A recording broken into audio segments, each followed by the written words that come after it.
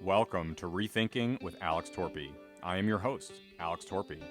In this series, I'll be drawing on my experiences as a non-party affiliated mayor, town manager, student, graduate professor, entrepreneur, consultant, and emergency management director and volunteer EMT to help give us a critical, nonpartisan, thoughtful, authentic space to examine some of the real root causes to the most important issues around us.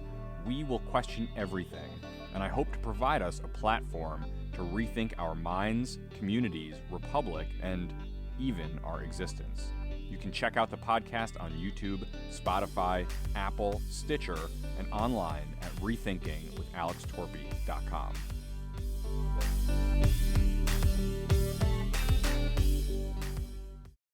Hey everyone, and welcome to the nonpartisan series on running for public office.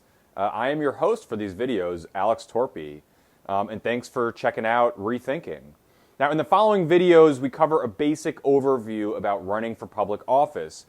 These videos are not exhaustive, nor are they definitive. There's much more detail involved in running campaigns than presented here, and what follows is not the only way to do things. However, for those of you that are interested in learning about running for office or trying to find a good place to get started, I think these videos can serve as a really helpful jumping off point. Now, in the following videos, I'll be joined at various points by a couple people. One is Aaron Strauss-Garcia. Aaron and I met in 2011 when he was one of the first couple employees at Nation Builder and when I was running for office in South Orange. Now, there's a much longer story here, but we ended up going into business together. Within a year after that, both of us were managing partners at the company I founded, Veracity Media. Aaron has worked on many political campaigns and with many nonprofits on building out campaign and communication strategy, which he's done as an independent consultant and at Global Strategies Group. He's also was a field organizer for Barack Obama's 2008 presidential campaign. I'm also joined in one of the videos by Brandon McCoy.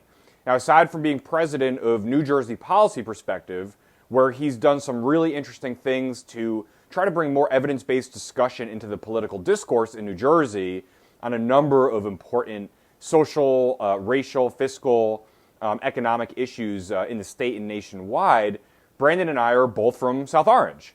And when I ran for office in 2011, he was one of the first people I told and was there helping put the whole thing together from the very beginning. So we reflect a little on those experiences. Now, before we go into anything further, I wanted to create this video to break down some of the primary assumptions people seem to have about running for office.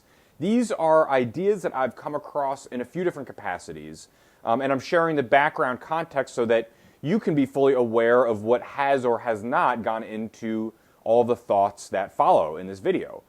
Transparency of context is important, I believe, in something that I discuss in some of my other podcast episodes. Now, the following information I've learned not just from running for office myself and from consulting and working and volunteering on a number of campaigns over the years, and from working with a number of leadership development organizations that worked with candidates running for office, but also from feedback that I've gotten from teaching, from consulting, and some original research that I did in 2016 and 2017 to help design a program called Pathways for America. And that was a nonpartisan program aimed at helping people figure out their civic pathways and ultimately encouraging people to run for office, which it did for a few of them. For the research for that program, I interviewed nearly 100 different people, including dozens of people who've run for office and many who decided not to. I'm mostly going to use my own experiences in office as examples in this video, but if you're interested in hearing what other people have to say and some of their reflections on some of these questions, I really suggest that you check out the interviews in this podcast. You can find all of them on YouTube and on rethinkingwithalextorpey.com. Most of them are posted to the podcast stream on Spotify and Apple, Stitcher, Google as well. Now, again, what follows in this video is a good summary, but not an A to Z guide or a deep dive of some of the issues, assumptions, cautions, and questions I encountered throughout all those different experiences. Hopefully debunking and clarifying some points will help you approach this topic with more complete information. Again, this is not meant to be an A to Z guide, but rather some points that will hopefully be helpful to hear about as you do your own thinking about all of this. And these experiences and ideas are not going to be perfectly applicable to every situation. For example, some of this won't be as complete. If you're thinking about running for office in a big city like New York or Chicago, or you're running for the United States Senate. However, I still think that even for those races, there's going to be some helpful information to chew on here. And as you get down into some of the more local races, this is going to become kind of more and more complete. So just make sure to keep that context in mind when you're taking all this information in. Now, I don't think it's unintentional that many of the assumptions people have about running for office end up discouraging people from doing so. That's how this system is designed, and if you want to hear more about that, I suggest checking out episode 4 and 5 of the podcast.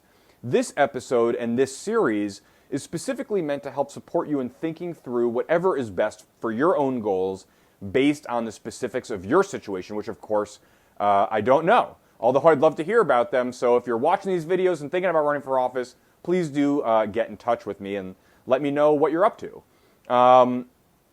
Now, there's going to be a bunch of resources included in the notes and available online at rethinkingwithalextorpey.com. For example, organizations that you may want to follow up with so that you can find more support in whatever your plans might be. For example, if you're thinking about running for office. So in this first video, I'm going to debunk the top 12 myths that I've heard about running for office. In the next video in the series, you'll find Aaron and I discussing some really important questions that you should be thinking about when running for office. There's a lot of reasons to do this, but there's also a lot of really important challenges and a lot of really important things that you should be considering early on. And then you'll find additional videos that will help you think through some of these things going on in the series. You can find the full series list on YouTube and on my website. Okay, so that is enough introduction and disclaimer. Let's jump into this topic here. All right, myth number 1. I have to belong to a party or be part of an existing slate or power structure. Now, the first point, of course, is that there are some elections where the positions or some of the positions are nonpartisan, especially at school board levels and at some municipal levels, something that I wish was more common than it is. Many positions, of course, are not partisan, and these videos and my experience here is not really on navigating the party structure. That should be clear to any of you who are familiar kind of with my political history here. I've never been registered to or affiliated with a political party as a voter or as a candidate. And that's not where my experience really is. Although I've worked with political parties, if you're interested specifically in resources to navigate how to do that, for example, running for your local committee or county committee, and going through that process, these videos are not going to provide the best experience there, because that's not my experience. So I'm talking about not needing to be part of a party to be able to do this. That is a little more in my wheelhouse. Now let's think through this a little bit. Let's think through what some of the things are that parties do provide before we try to determine whether they are or are not necessary for any given race. And so a few things. So in a lot of election jurisdictions, being part of one of the major parties, usually the Democratic or Republican Party, you get a line and ballot preference. And so it's going to be easier for people to find you on the ballot. This, of course, is something that is intentionally done by parties to make it more difficult for elections to be competitive, for people to run off the line. New Jersey's particularly bad at this with how our ballots are organized. So that is a potential benefit that you do get by being involved with parties. Another one are all of the resources, and this is significant. This is access to fundraising resources or money directly into your campaign account, or being able to do a joint account or use a municipal or county party account, for example. Campaign platforms with voter files and voter data attached to them. things like that are resources that come with a lot of value that parties do provide. And so those are things that you're going to have to make up for on your own. Additionally, parties often provide a source of guidance and mentorship, not just on running for office, but once you're in office, providing direction and a framework for what you're supposed to vote on and how you're supposed to engage with the whole process. That comes, of course, with some downsides too, which I'll talk about more in a second, but don't underestimate the value of support networks. You're going to need to have one if you're thinking about doing this, and parties do provide one. Political support, social support, things like that. And so if you're going to be running without a party, make sure that you're aware where you're going to get that support from, because that is something that's really important. It's really critical for your success. Being able to have people that you can talk to, having people that you can bounce ideas off of, that you trust once you're in office or during the campaign, really, really important. Some of the sacrifices that come with joining a party, for example, is largely your independence and ability to navigate this process in a way that is aligned exclusively or primarily with your own goals, right? All that guidance and mentorship is not free. There are expectations attached to the resources that are provided to you, and those expectations typically have to do with how you comport yourself when you're in office, how you vote on certain things, what initiatives you pursue, whether you endorse and fundraise for other candidates, things like that. There are expectations that are on you that I would argue place a really significant burden on your ability to be independent. And so it's really important to think about that and to think about some of the pros and cons of what you get or don't get from a party or from not joining a party going forward. But the general idea here is that you don't have to do this with a party. Now, certain election jurisdictions are going to be more difficult without a party. Certain will be easier, and that's something that you'll have to look at wherever you're thinking about running, looking at past histories of elections, of candidates, trying to chat with people maybe who have run for office off a party line before and seeing what their experience was like. Looking, and when you do your stakeholder map of your community early on in this process and you're trying to identify who are the different audiences that might be supportive of you or not supportive of you. All of those things are important to think about as you build the picture of whether this will work for you in the way that you want to do it. But the important thing here is that it can be done without parties. It can be done by people from the outside. It will be harder, and you will have to find those resources, and you will have to fight an uphill battle most likely. But just not being part of a party should definitely not discourage you. There are many people who run off the line or as challengers, myself included, but many others in partisan elections where they're challenging an incumbent in a primary, and they do win. It is definitely possible. So don't feel discouraged about that from the outset. Just think about practically what you need to replace, what resources you're going to lose by not having that, what the consequences of that are, how you're going to make up for it. Okay, myth number 2, I have to sell my soul or make promises to people that I don't want to.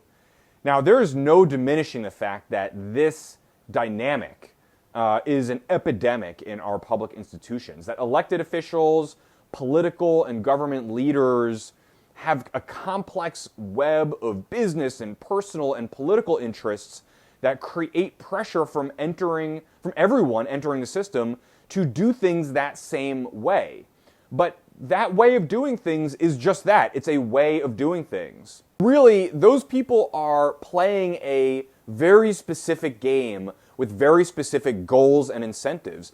And if you aren't playing that game, which if you're watching these videos or listening to this, many of you won't be playing that game, which is great, then those incentives actually become a lot less important or relevant for you. So, for example, one of the things that I found was really strange was when I was mayor, I also served as our emergency management director for several years in South Orange, and we had a a number of storms: Hurricane Irene, Hurricane Sandy, this crazy snowstorm in October, and a handful of other really bad weather events. After Hurricane Sandy, about 75–80% of our community did not have power. And some of those, it took up to 10 to 14 days to get power back on for the last resident in South Orange. And it was a really crazy experience, something that was eye-opening to me in a lot of ways, seeing the innards of our public safety and emergency management infrastructure that I saw a little bit again during COVID-19 as a business administrator and doing emergency management work, that these infrastructures are actually not as solid and redundant and resilient as I thought they were. And as one would expect, considering the amount of money that we all spend on it. But beyond that, and a few other things that were just kind of really unprecedented about that experience of kind of managing this municipal government after Sandy, one of the things about the utility companies specifically that was really strange was, there was very antiquated ways of them collecting outage information that perhaps I'll get into in a video just dedicated to this because it was really kind of incredible in a bad way. But one of the things that we were doing at a certain point was keeping track of outages in Google spreadsheets. Some of this actually was not set up by us as the government, but was actually set up by residents who started using a Google map to track outages, and we realized that what they were doing was actually more accurate than what the utility company was doing in some cases. So we started to use that information ourselves and get that information to our county office of emergency management and try to get that information to the utility companies. And we included in that information all the data that we had about which houses were out and for how long, and also critical facilities, multi-family, like apartment buildings that might have seniors, people with special medical conditions that required equipment to be plugged in, service facilities such as municipal buildings, libraries, shelters, things like that. So all that information was included as what we tried to pass on. But beyond that, what I got, and I had this interesting viewpoint because I was our emergency management director and our mayor, and each of those people had a different representative in different departments at the utility company, that as the mayor, one of the questions that I got asked on a almost daily basis was, Mayor, are there any priority outages? Now, we had already sent all of the outage information with priorities for specific facilities, people with medical conditions, things like that. So these priorities were not a practical, functional emergency management priority. They were political priorities. They were, hey, Mayor, are there people whose power you need to get back on because of whatever reason? And I think we could probably guess some of those reasons. And that really frustrated me in that process. And there were people on that list. There were people who, in South Orange who didn't have power, my parents included. And of course, I checked on them, almost daily and made sure they were all right at home. But they were not going to get on that priority list. Nobody was. I wanted them to do the outages in the way that was maximizing their resources to get power back on to the most number of people as fast as possible in South Orange, not divert resources for people that are, complaining in my ear all day long. But that's the culture. And there are many, many, many cases like that where we can just see the way that we do things, especially in New Jersey, is a lot about the politics, not as much about the evidence or the policy. But you don't have to do things that way. And I know I didn't do it that way, and I know others didn't do it that way. I wasn't involved in fundraising for other elected officials near me. I didn't endorse people who I didn't have personal or working relationships with who I actually knew and wanted to endorse. I wasn't really involved in that side of things. And yeah, you are going to ruffle some feathers by doing that, but let's be honest, some of those feathers need to be ruffled. These kinds of dynamics need to get some pushback, and the pressure isn't quite as bad as it seems. Now, even though it's entirely possible to navigate this process without getting yourself stuck by feeling indebted to a person or an interest group, it does require some pre-planning. You do need to have some frameworks in place. For example, if you want to do that and you're in a place that has a strong political machine, like a lot of New Jersey, you've got to have some financial security or have a job that is unrelated to your politics, because that is an area where you are going to find some consequence potentially, right? If you don't get involved in this the right way, you may not be able to get the kind of contracts that you want. In some places, you may even find political machines that attempt to manipulate in ways to negatively impact your work. So you've got to have that stuff figured out. And you want to have frameworks on how to approach situations that may arise. So here's another example. In South Orange, at one point, we were soliciting proposals for a redevelopment project that was in our downtown. Really exciting. It was a parking lot before with a rescue squad building that was horribly not up to the needs of the volunteer agency. And we wanted to redevelop it, turn that parking lot into new housing that would be rateable for the community, help offset the taxes that people already were paying, provide a new home to the rescue squad, provide more parking for people to come to the train station, and build our first on-site affordable units and try to build the building sustainably, which we ended up doing. Now, this is a really cool project, really big. It's called Third and Valley. It was about a $64 million project, so you can imagine, the proposal process was competitive. And as we had an RFP out, at one point, one of the developers, one of the one of the people sending in a proposal for this project, wanted to talk with me about the project. So I talked with our attorney and administrator about what I can and can't talk about, but felt comfortable that I could navigate this, and met with the person about the project to provide information that basically was information that we provided to all of the bidders, or all of the people that were interested in proposing, putting their company's proposal forward on this project. So I met with this person, and anyway, the long story short is, the end of the meeting, they said something basically along the lines of, oh, and hey, you have a web design company, right? My buddy needs a website done for his company. Can I introduce you to work on this? And I knew immediately, that raised a red flag for me, right? I had already thought ahead of time and already knew that that wasn't going to work, because I did not want to know someone who was bidding on a project where I'm a mayor of that community in which they are bidding on a project, where I'm going to be making a decision about what contract to award to whom. I could not know someone on that front and on a business front at the same time. That was not something that I was comfortable doing. And so I told them that. And I said, look, here's the deal. We've got these two tracks that we know each other right now, one with you as a developer bidding on this project, and the other with you knowing me as an owner of a consulting company that builds websites. And I said, I'm not going to choose for you, but you've got to choose one of these or the other, but it can't be both.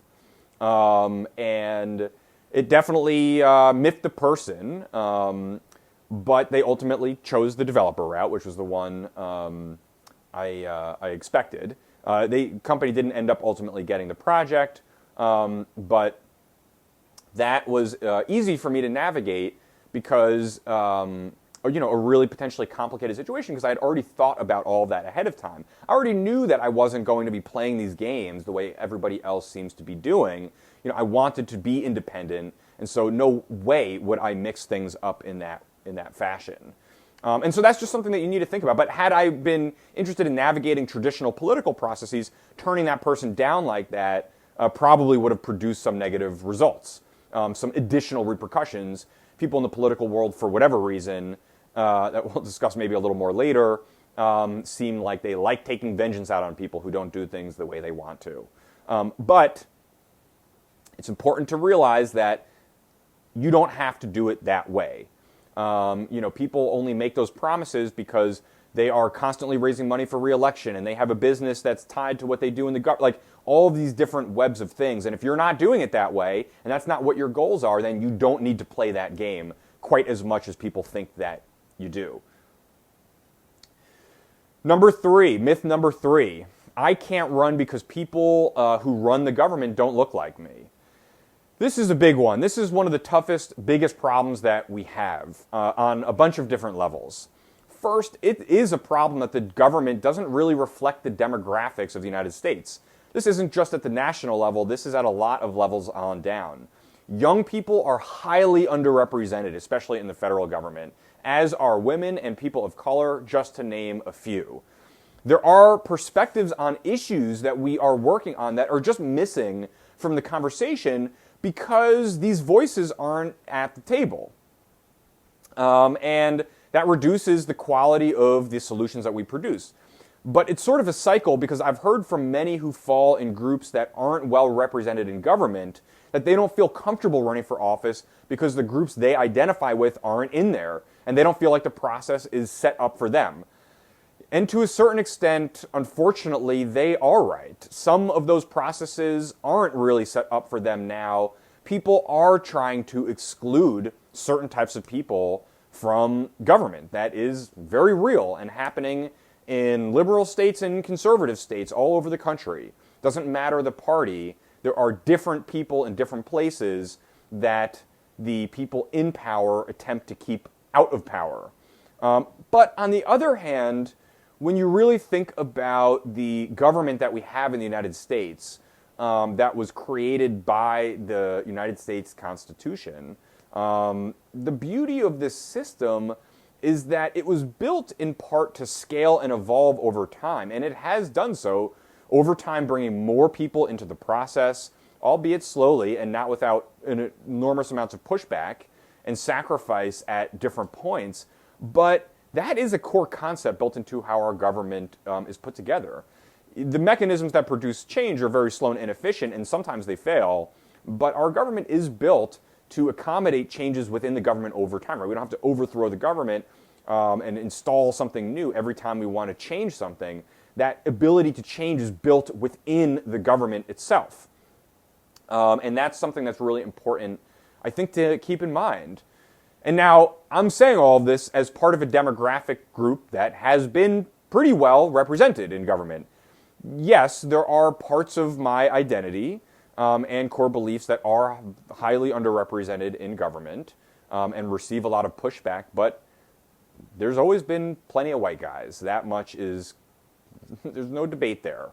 And being young, for example, is not quite the same as some of the other identity groups that I've mentioned, as far as how you get pushback and how you may be underrepresented and the dynamics and power dynamics of all of that. So I say all of that with this context, of course.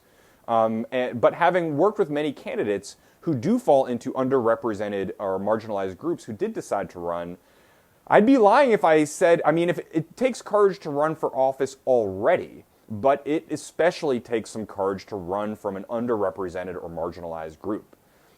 It definitely does. But we need more people like that, not just to help provide perspective for some of the voices that are missing in the conversation, but because we need people who have that courage to be in government. One of the traits that I would argue, and I think many of us would argue, is severely lacking from many people who are in government is courage.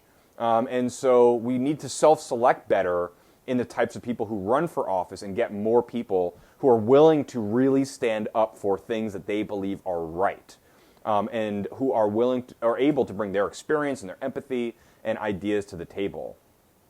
Now, to a certain degree, there's going to be some really real challenges in certain political environments, being of a different race, gender, age, religious belief, sexual orientation, or anything else like that, whether it's a kind of demographic identity or a belief identity. And I don't have anywhere near the space in this video to get fully into all of those issues. I would be not doing all of that justice. But I guess I just want to say on a broad level that if you feel like you don't belong because the group that you belong to are underrepresented in government, I would argue, and I think many would agree, that this system was built exactly for you, a government designed to evolve over time and to be pushed in directions by people who previously weren't in it. And we have a system of government that in part of the framing of its founding, a part of that was not just saying, here's what we're doing now, but was setting aspirational goals for the future that we need to that we need to help realize. And I hope that no matter what you see or hear from some of the people who want to maintain problematic and exclusionary power structures, that you can see that being that you being in a leadership position in government is a right that you have as much as any other person does. And don't let anyone tell you or make you feel otherwise. I understand that that is way easier said than done, and that there are some people out there who will go to great lengths to keep certain types of people or people with certain beliefs out of the government. And you need to be really carefully aware of these dynamics wherever you're thinking about running before you do so, because there's a lot to consider here. And so, but there are some practical resources also that I really suggest that you take advantage of as you explore this question, and certainly if you decide to move forward. And these are largely organizations and networks of people who may be going through similar things. And having that a really solid support network, especially from others who've done this before, from organizations that work with a bunch of different people who do this, that's really important. Hearing about other people's experiences can be valuable. Having that network to lean on can be valuable, especially if things get more tricky or difficult as you go down this path. And if there aren't support networks like this in your area, I'm going to include a link to some of these in the description and show notes on my website. But consider starting one if there's not one there, and reaching out to others. And even if it's just 3 people who are meeting, once a week over the phone to talk about what they're dealing with, that could be really, really valuable. So I know it's easier said than done. I know I'm saying this from a particular context that I have, but I really hope that if you feel like there are some that are trying to keep you out of government, that pushing back on those kinds of exclusionary beliefs is something that I really hope that you can do. I really hope that all of us are able to do that more. It's really important. And again, myself and so many people really believe that if you're underrepresented, if you're part of an underrepresented group, that this government is built just as much for you as it is for anybody else. And I really hope you don't let people make you feel otherwise. I can't do a better service to this issue in a short piece here, but I did want to say this and hopefully provide a little bit of support or encouragement. Okay. Myth number 4. I've got to be wealthy or know people with a lot of money to run. Campaigns are expensive. Now, campaigns can be expensive, especially when you start getting into some of the really much bigger races. Statewide elections, for example, some congressional elections, some large city races can be really expensive. And it can be a challenge to raise money, especially if you're coming in from the outside. However, sometimes there's opportunities. For example, if you're running independently, you might be able to raise money from people from both political parties or who are not affiliated with a party, rather than only calling people that are registered to your party or have donated to your party before. But you can also run campaigns, especially on some local levels, much, much cheaper than you think. Really, one of the things that money in campaigns buys is it's an indirect vehicle for contact with voters, right? You are taking that money in, and with that money, you are paying people to canvass. You are buying advertising time, and that might include TV or radio or internet or mail. But each of those things, right, you're using that money to get your campaign in front of people. To some degree, you can trade this a little bit. You can move a dial and say, okay, well, instead of spending money on all of this, I'm going to spend more of my time. I'm going to recruit more volunteers. We're going to be really aggressive about a volunteer campaign where people are really familiar with the issues and familiar with the campaign and are going out there talking to voters, and where you're making calls every day and knocking on doors and using your time really efficiently. Now, the caveat of that, of course, is that for you to spend a lot of time on it, you need to be financially secure in being able to take that time. Understand that some of this is going, and we get into this in the next episode, but some of this is going to require a lot of time. For certain campaigns, from some small local races, it might be a 6-month-long campaign where the first couple months you're gearing up and the last couple months are like, you're doing it every day. But for like a statewide election, for a congressional election, for bigger cities, I mean, you might be spending a year or 2 years on your campaign with maybe half of that full time or more. And so you've really got to think through what that election timeline looks like and how much time you're going to be able to have based on your own financial situation. But if you can trade time, your time or volunteers' time, then you can reduce the amount of money that you spend. You may even have some volunteers. I know people who've run campaigns where they're renting or they own a house and they've got a handful of people, instead of being compensated to work on the campaign, are getting free room and board at the house. There's different things that you can do to try and reduce the expenses and to try and be more efficient. Of course, running an organized campaign, managing it properly, using people's time efficiently, tracking data in electronic formats, not by paper, that you're actually using, that can also help improve the efficiency of your campaign. So yeah, it's helpful to have money that you can throw in. Sure, it's helpful to know people that can write max out checks to your campaign. Do you need it to be able to run? No, not 100% of the time for sure. You just need, or go, like all of these different things, without that resource, you're just going to need to do a little bit of extra due diligence to make sure you're really set up for success. Okay, myth number 5, I can't run because I don't have any campaign experience. Not to worry. In fact, I might argue that we need more people who are not really political navigators and professional politicians to enter this space. I think a lot of people would actually agree with that. And so not having campaign experience isn't really a problem. What you do need to keep in mind, though, is knowing your limitations and checking your ego. I was just watching a video about outdoor camping, hiking, survival, something that I do a lot of in my free time.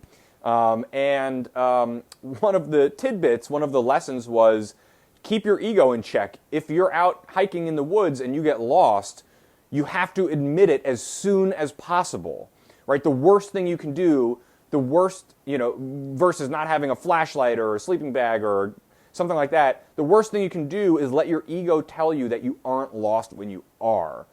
Because as soon as you're lost, you have to start making preparations to spend the night and to get rescued or to find your way out, etc. You've got to keep your ego in check. If you don't know how to run campaigns, that's okay, but make sure you are aware of that. Make sure you are aware of where your knowledge and skill level is here. And make sure then you're bringing in people who are going to be complementary to that. Right? If you have really strong campaign experience, if you're running a local race, for example, your campaign manager might be more of a project manager than a political consultant. If you have less campaign experience, that campaign manager is not only going to have to manage the people and all the operations of the campaign, they're going to have to be giving you as the candidate political advice on how you are doing what you're doing as a candidate and your messaging and all these different pieces. And so just be aware of where you're at in this and what you need. But it is not a problem to not have campaign experience. It is worth, if you're watching these videos, you're already doing some work ahead of time, it's worth doing that for sure. But don't let it stop you from thinking about doing this. You don't need campaign experience to run for office. Okay, next, myth number 6, I don't want my private life to become public. Now, this is an interesting one, and there's a couple layers to this, but the broad strokes here are that you should feel comfortable putting your foot down in defining a boundary between your private life or your personal life and your public life. You should know that it is not the expectation, regardless of what you think people might think or people are telling you, you are not prohibited from having a personal life as a public official. You do not give yourself up completely during that period of time. Depending on the jurisdiction you're in, that I guess I should clarify that is my belief of what is true, that you do not have to sacrifice that. There are some jurisdictions where the expectations are going to be different. Some places are going to be easier about those boundaries. Some places are going to be totally outrageous about them. You need to be clear about what you're going into before you go into it.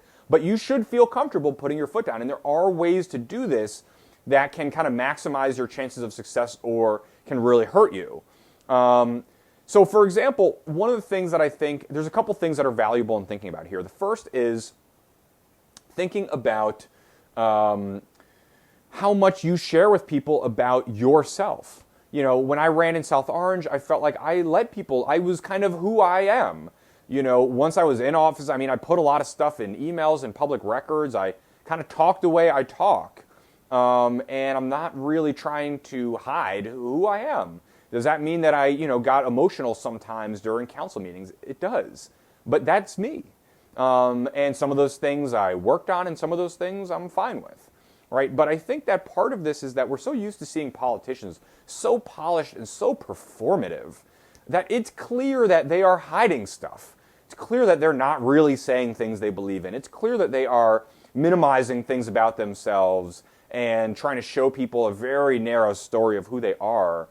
And I think people genuinely get that. They understand that in a lot of these cases, they are being bullshitted by this person. And so they want more information. They want to dig a little bit deeper. And unfortunately, that kind of culture then gets applied to everybody in this space. But I think you can push back a little bit here by drawing these lines a little bit and saying, here's who I am. But I still believe that I get to have a personal life and a private life. Now, some people will not respect those lines. Let's say you're in a community, most people respect those lines, but some people don't. There will always be some people who don't. In South Orange, for example, there was maybe 2 or 3 or 4, maybe 4 people at its peak, some of whom were affiliated with one of our former council members who really went kind of berserk on me. They created fake social media accounts. They stalked me online, always putting in public records requests. For example, that council person on occasion would request emails, my emails, that mentioned his name to see what I might have been saying about him or not while we were on the council together. And others, they created these fake social media accounts where every person who followed me on Twitter, they would follow that person and pretend to be me and say outrageous things. They would edit my Wikipedia page to make it look really bad and say all this crazy stuff about me. Like they at one point, one of them created a website that was like something like the truth about Alex Torpey I don't know what it was, blogspot or something.com.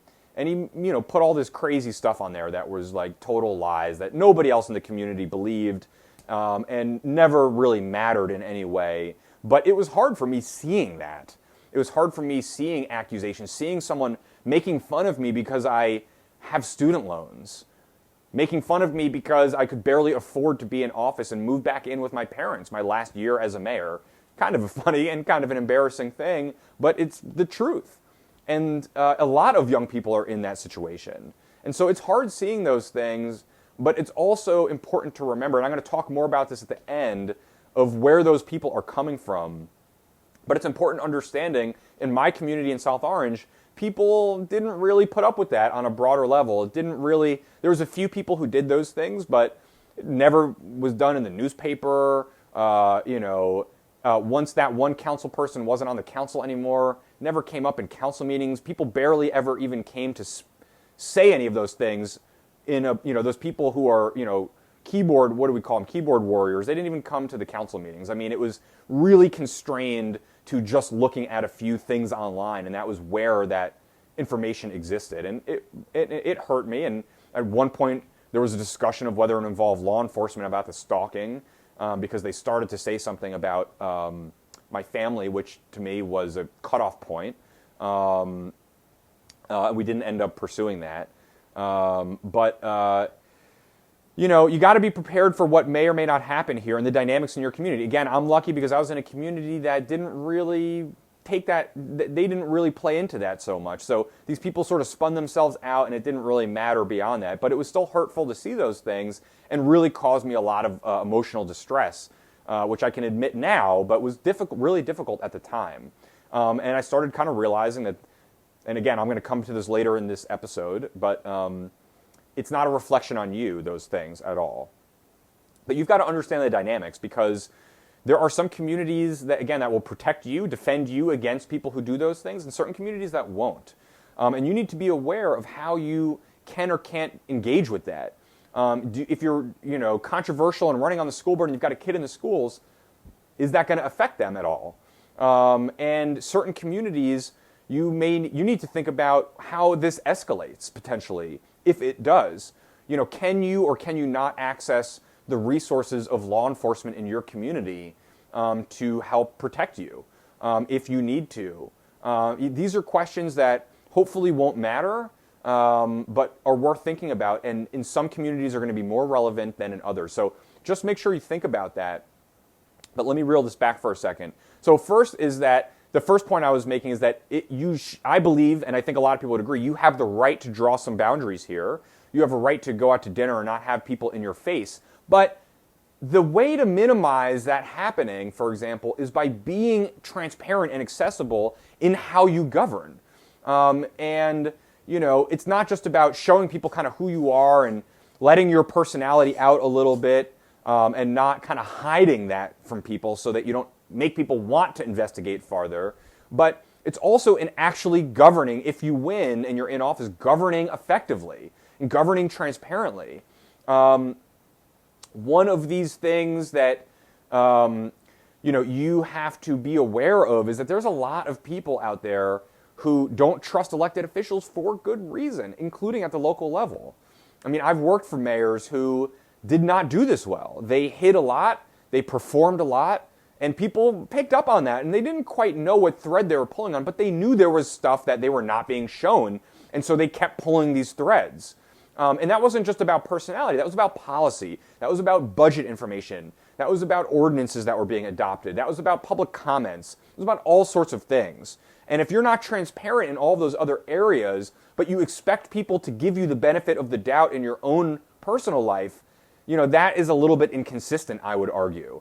If you have expectations of keeping your personal life personal and your public life public, then it is incumbent on you to do a really good job at being transparent with people in your community in how you govern. That is totally doable, and I would argue you should be doing that regardless. That's an important value and an important way to govern more effectively and actually get things done better. But again, if you do that transparently and you're able to build that trust in your community, it's going to be a lot easier to push people back in some other areas. So that's really worth thinking about. Myth number 7. I'm an introvert or not like an aggressive alpha personality, and this isn't for me. Oh boy, do I hear you. So I am an INTJ, if you're a Myers-Brigger. And I know that there are not many people who are introverted that run for office. And in fact, there are a lot of people out there who, I think the people who know me well, my close friends, family, they know that I am introverted. I spend a lot of time alone, and a lot of time disconnected from cell phones and internet. And that allows me to sort of kind of get back the energy that it takes to be in public. Because it's not, you don't have to be extroverted to do this. Yeah, there's some skills that will be, more natural to you if you're a really extroverted personality. But I would argue that some of those skills, the politicking skills, that's not what we need anyway in government. We don't need people who are good at shaking hands and remembering names. We need people who are good at diving deep into policy and understanding data and making strategic decisions. But as an introvert, if you're running for office, this is something that's going to be difficult for you.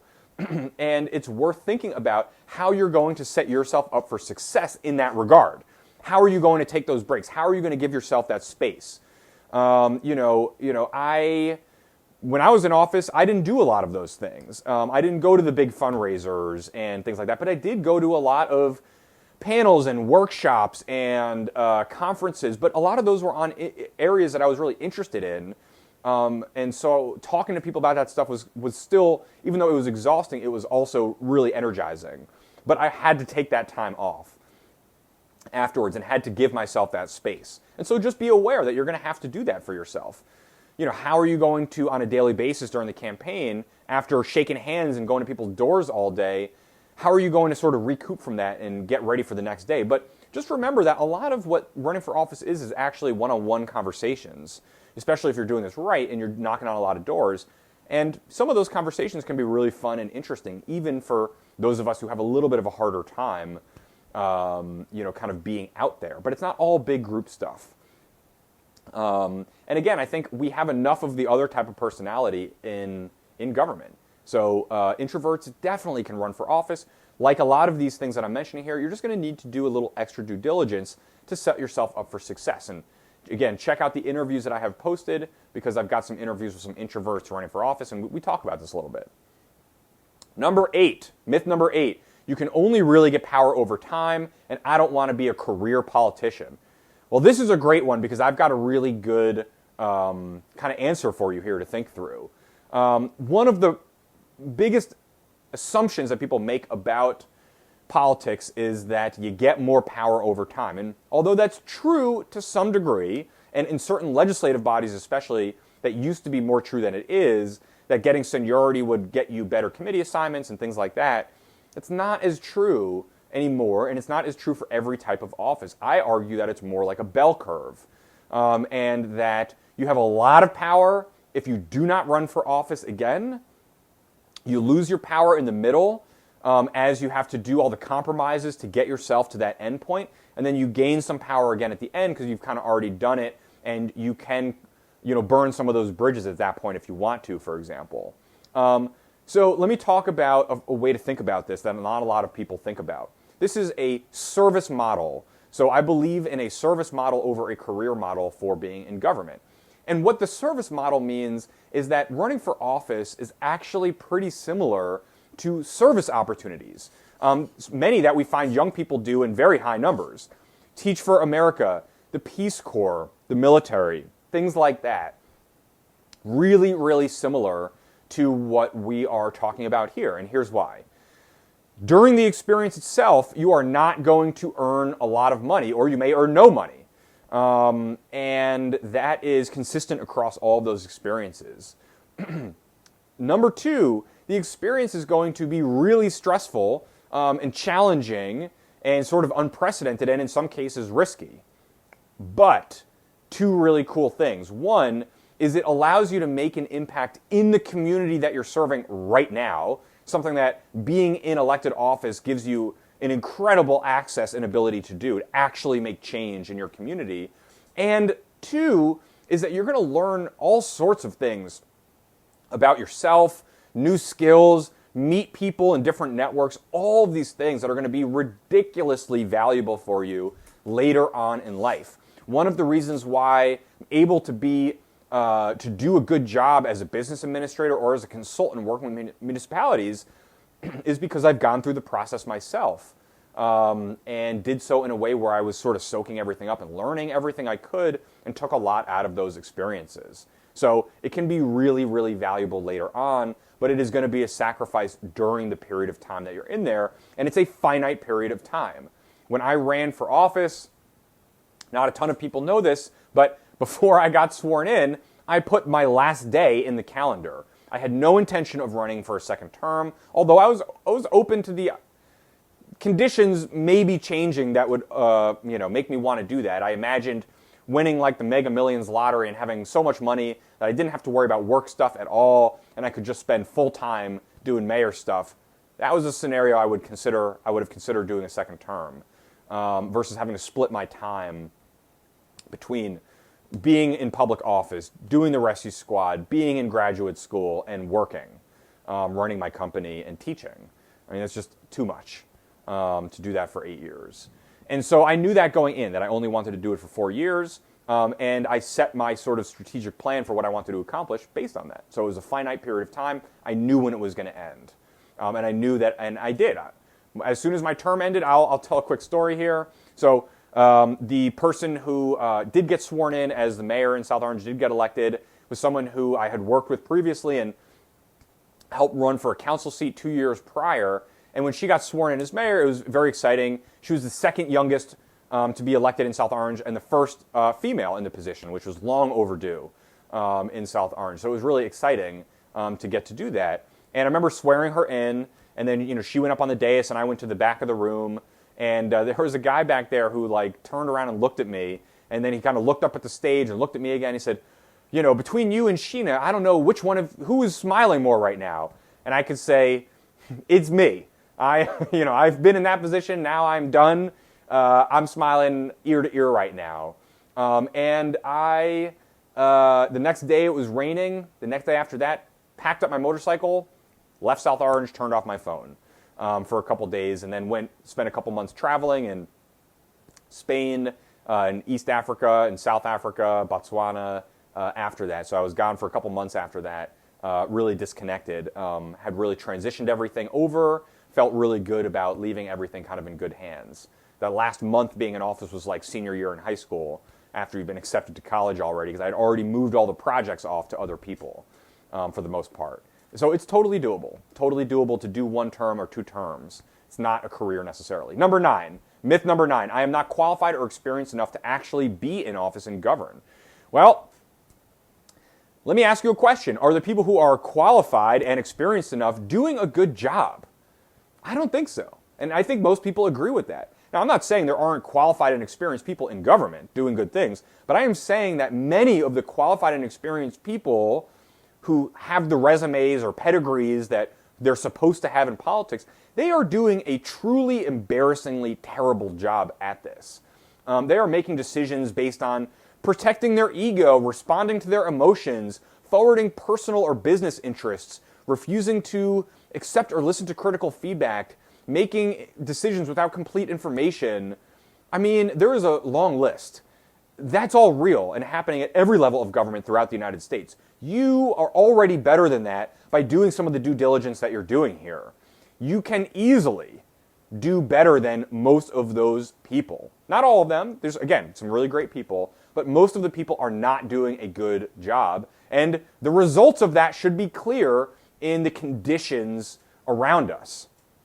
So don't feel like they are, just because they're older, just because they've got bullet points on their resume, a lot of these people have no idea what they are doing. Do not let that discourage you. That doesn't mean that you should go into having no idea what you're doing. That means that you, if you create the space for yourself to study these things, to really understand how to do a good job here, that you really could do an exceptionally good job. Having the most experience isn't necessarily the important thing. If you have creative ideas, if you're representing an opinion or a perspective that isn't there, if you have a way to solve problems that other people don't, all these different things could be really valuable. And don't forget that we have, young people doing really incredible things. We send young people overseas. There's young people that manage really big companies. There's all sorts of really amazing things that young people do. We've got 16-year-olds on the rescue squad who do incredible things for people, save people's lives. I think we can allow some 20-somethings to run for office. And when I talked to people about that when I ran, people often had questions, like they laughed at me and said, I didn't have this beard back then. I looked quite a bit younger even then. And I said, they laughed and said, how old are you?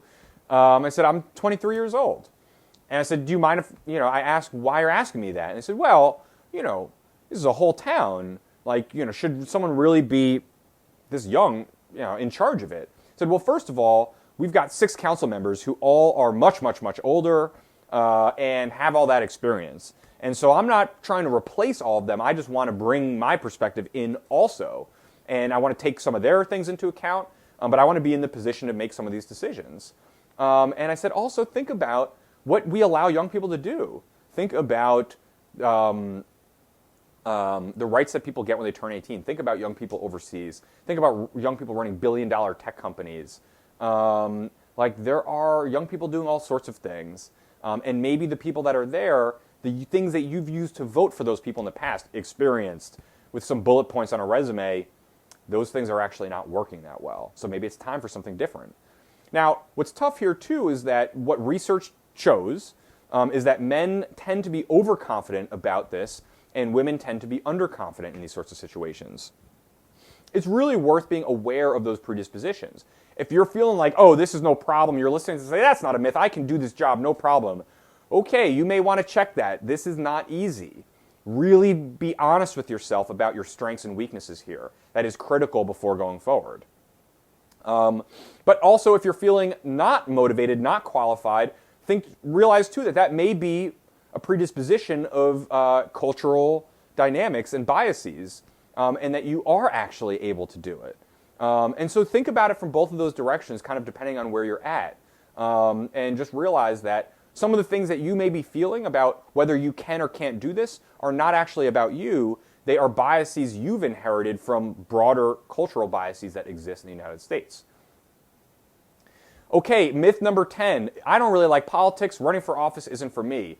Oh boy, welcome to the club. There are a lot of people, though not enough people in government who don't like politics.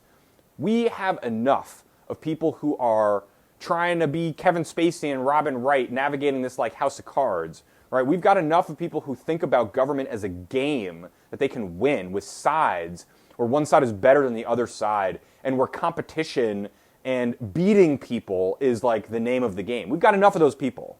And I don't really follow politics the way that a lot of people expect that I do.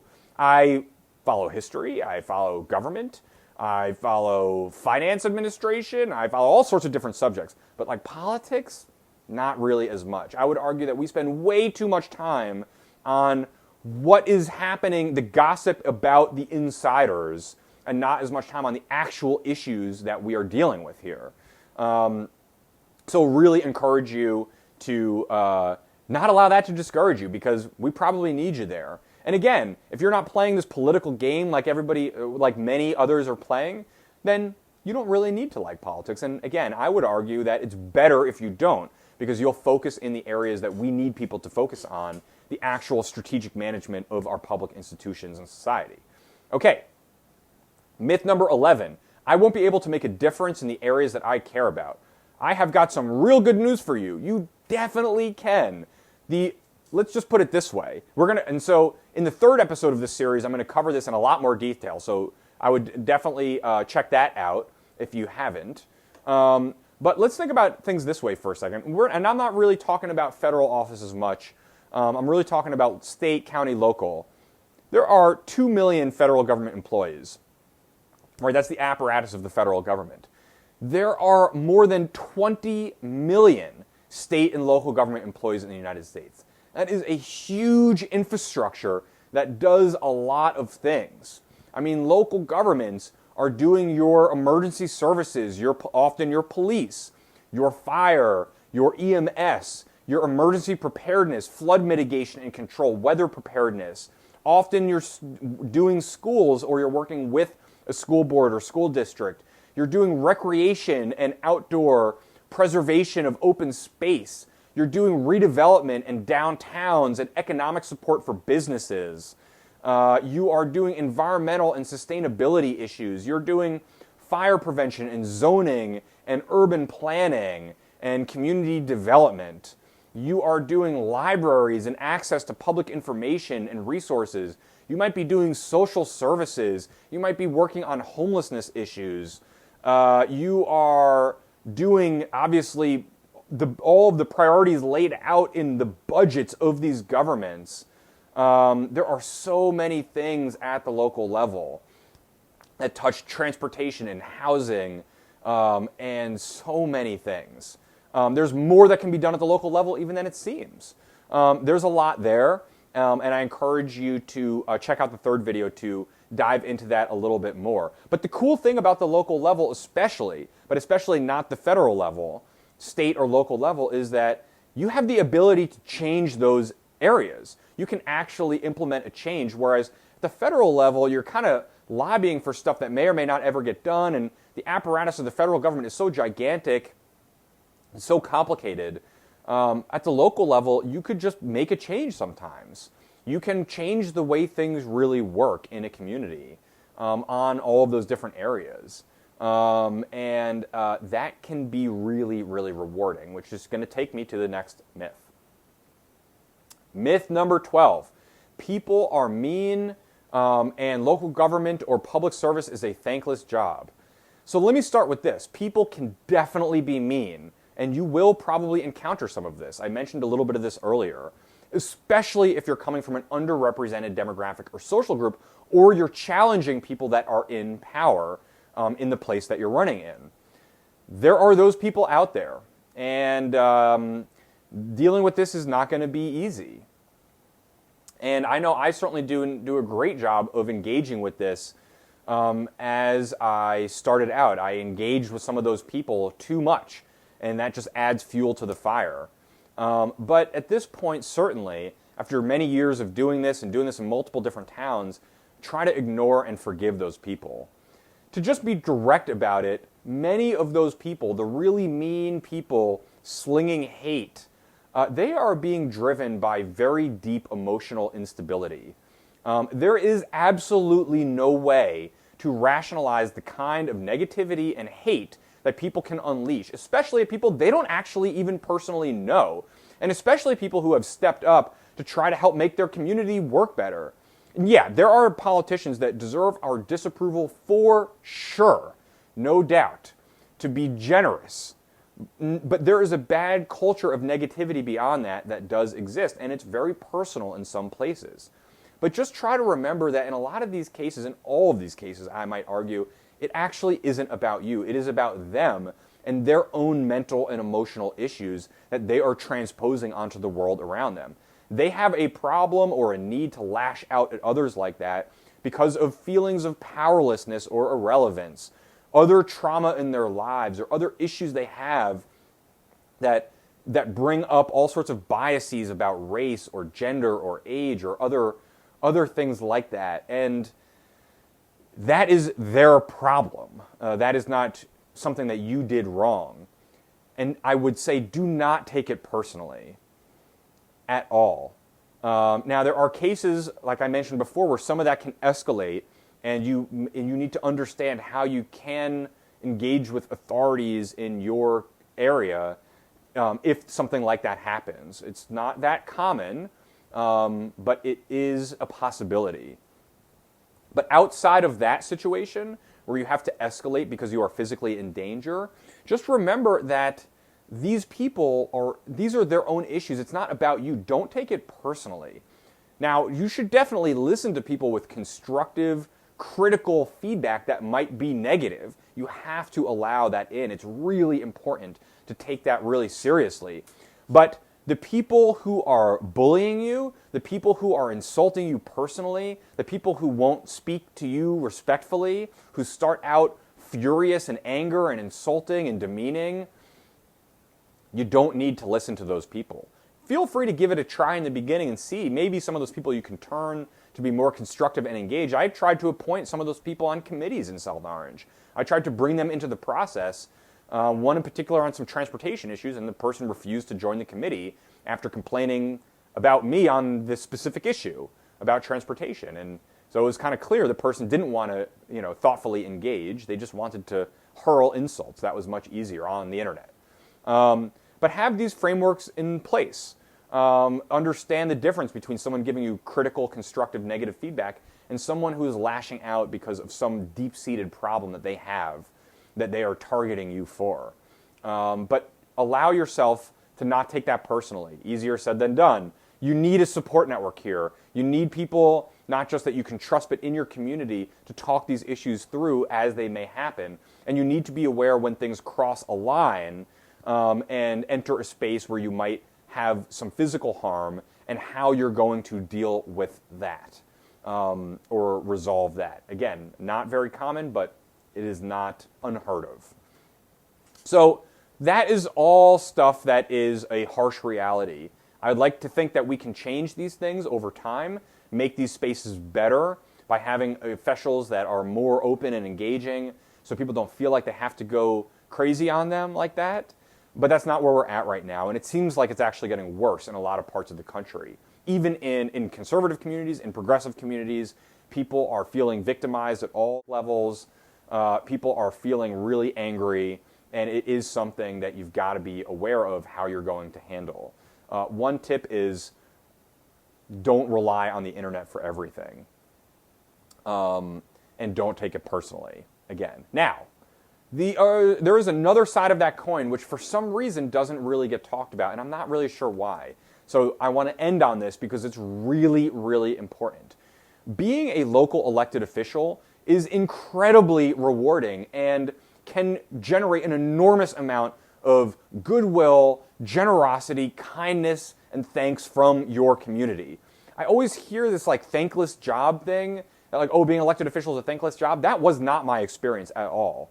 Now, sure, there were people in my community who were not very nice, but like I mentioned, it was only really 4 or 5 people. And the vast majority of people in the community, and we do get a negative response bias, so we hear from the negatives more than the positives, but the vast majority of people in the community did not do those things. And, you know, like after Hurricane Sandy, for example, we had all those power outages, you know, myself and a couple other people on various occasions, including the woman who ended up becoming mayor later, you know, we went out and we knocked on doors and checked on seniors and people that we knew were on lists with serious medical conditions. We knocked on doors checking on people. I remember nights in the rain driving house to house, just seeing if people were okay with power out in entire neighborhoods. I could not believe how kind people were in those kinds of settings. And even though we were trying, we don't control the power grids. We were trying to get the utility company to get things together. We were trying to get them to communicate better. But people appreciated these efforts. And actually, we did surveys afterwards of hundreds of residents in our community through a bunch of community meetings afterwards. And what people found was, yes, they were frustrated with a lot of different levels of government and the utility companies, but they really appreciated the information that they were getting from us. They really appreciated all of the municipal side of things. And that was amazing. I mean, our public works department, I'll put a picture up here if I can find it, got flooded out from Hurricane Irene. Like feet of water in the building. They had to move equipment out, tie things down. The break room got flooded. The furniture got destroyed. You know, I go online and ask residents to donate stuff down to the public works department for all the hard work that they do. You know, I think public works employees are some of the most underappreciated in government. And people came out and donated furniture and things for a refrigerator, all these different things, and just the goodwill from the employees, it was amazing. And I spent a lot of time meeting with people around town, not just because I was self-employed, so I had my company and I did my work at this local Starbucks a lot or other businesses around town, or from the rescue squad where I'm coming into contact with people all the time as a volunteer EMT. But I met with people, committees with the library, civic associations like the Rotary Club, churches and houses of worship, real estate associations, school clubs, professional associations and organizations, neighborhood associations, student groups at Seton Hall, business owners through our Main Street and our improvement district, supporters and volunteers at our Performing Arts Center, the volunteers who clean up parks and open spaces, historic associations, racial and social justice organizations that at one point that same council member I mentioned actually tried to defund, parent-teacher organizations, so many more. All these different groups I'm engaging with throughout my 4 years. I mean, I've got cards and boxes upstairs from people that thanked me for coming to talk to their group. Like, it was amazing, the outpouring of support. And oftentimes when some of that group of 4 or 5 negative people would put some really nasty stuff online, I would get letters from people and emails and messages, people saying, don't listen to those people, they don't represent anybody in town, it's just them. Like, don't worry, we're here, we support you, we don't think those things. And there was an enormous amount of that, like so much of it. And I think people saw that I was really working hard, trying to do a good job, trying to do things in the community that were for the benefit of the community, not for the benefit of myself. And people responded accordingly. People were really, really kind. A lot of people...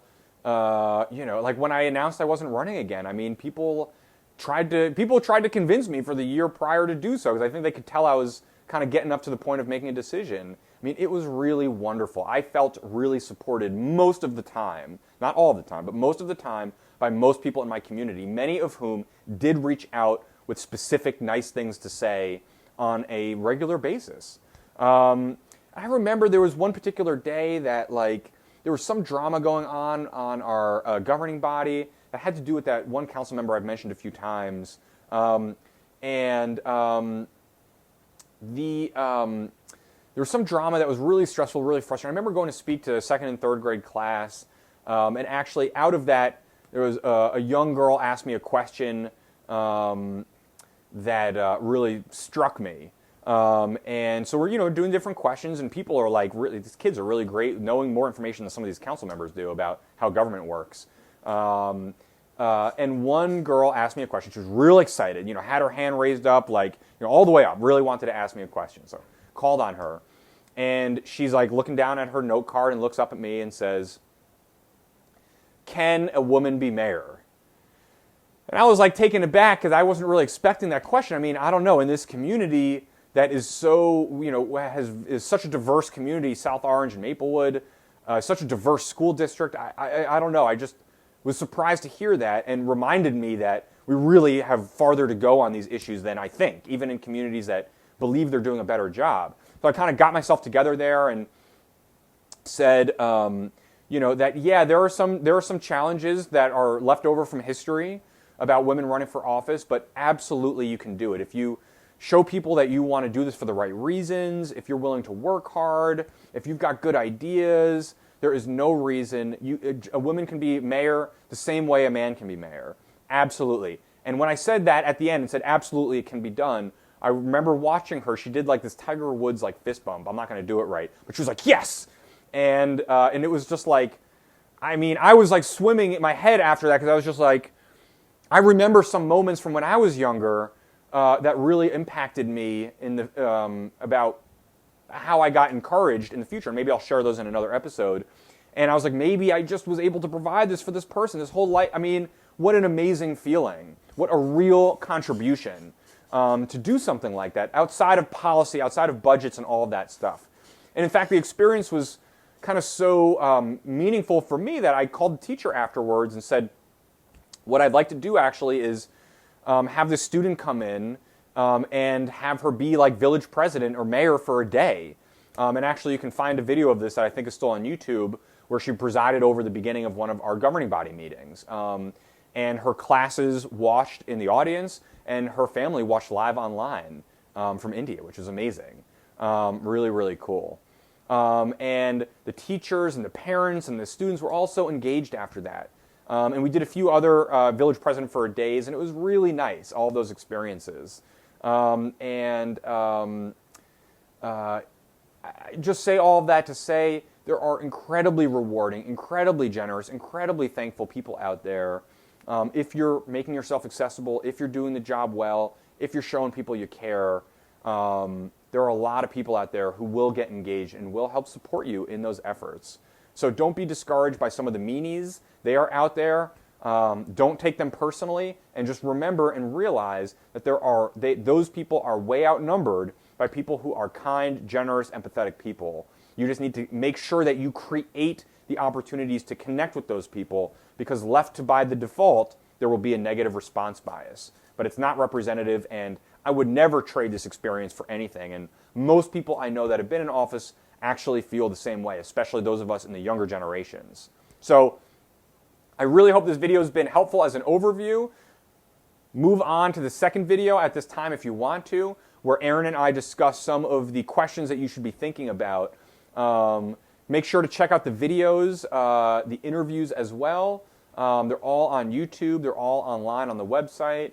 If you want to hear from some other people's experiences. Hopefully this has helped provide you some things to think about for your experience in running for office. It's not going to be perfect in every single different place, but I really hope it's been valuable, and I really wish you luck in thinking through this. Please feel free to reach out to me through my website or email or social media if you want to talk more or learn about any of these different areas. And again, good luck thinking about all of this. It is all much more doable than it seems. You just got to think about some of these important questions, and you will set yourself up for success. So good luck, and enjoy the rest of the videos. Hey everyone, Alex here. Thanks for checking out the first video in the nonpartisan special series on running for public office. You can find the next videos, all of the interviews, and the entire podcast on YouTube, Apple, Spotify, Stitcher, Google, and online at rethinkingwithalextorpey.com. If you like what you heard, please like, share, and subscribe to the podcast, and don't hesitate to reach out to me with questions or feedback. Thanks again for listening.